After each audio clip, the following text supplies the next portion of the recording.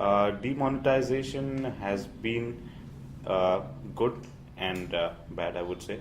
People who have been in this business, in the real estate business, who have been organized players, who have structured the companies really well, and who are actually working, genuinely working on full check payments, they have benefited a lot. The way people look at developers has completely changed. From the bad point of view is that it created an unnecessary uncertainty, which I think it makes sense for everyone to know what will happen and what is projected in the future, because that is the only way to clear the uncertainty.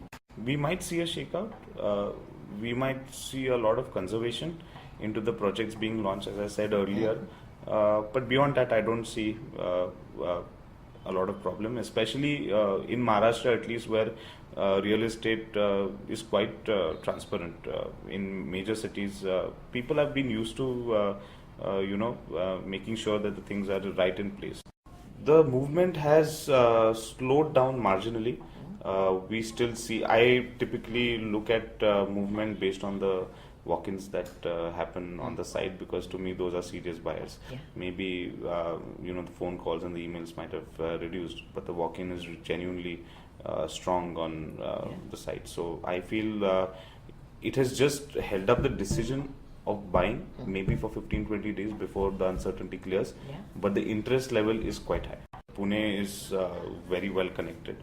It has a chance to grow in all areas, unlike many other cities. It's on both sides of Pune. There are two major national highways that are going in.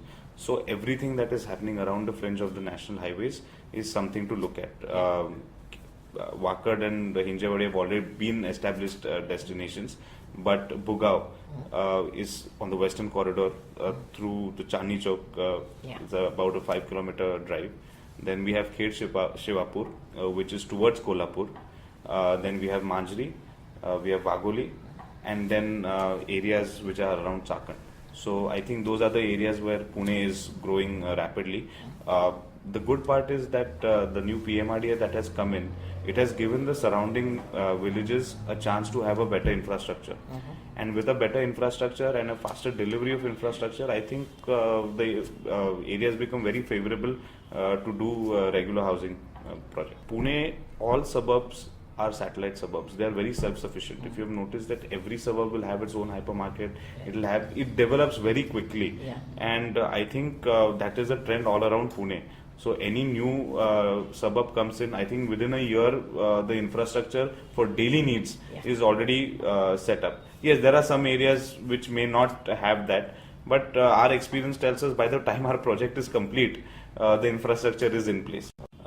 They should choose the right location. See a property in the night. If you feel that property is safe and approachable, I think that's the right property. Okay. It's a very different thought process to me, but I would always advise my customers that if you want a location, go to the location in the night.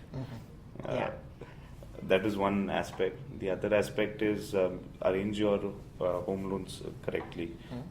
Look at your future, your growth, and then plan to buy a house. The third thing I would say is the proximity to work, or not necessarily proximity to work, but a proximity to a good local transport. Accessibility. So, accessibility to road, those two things, either or can work while choosing a property. Look at what sort of amenities the developer is giving, whether those suit you, whether these are the things that you really need if you are on a certain budget. And finally, whether you will get your house in the time. So choose a developer accordingly.